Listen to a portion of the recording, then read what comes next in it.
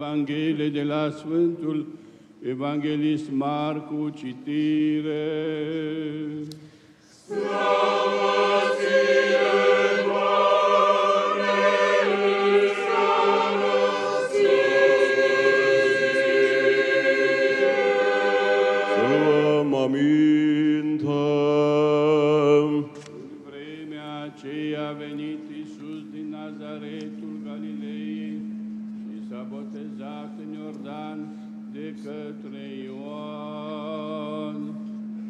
Și îndată ieșind din apă, a văzut cerurile deschise și Duhul ca un porumbel coborându-se peste el, și glas din ceruri s-a auzit: Tu ești Fiul meu cel iubit, întru care am binevoit.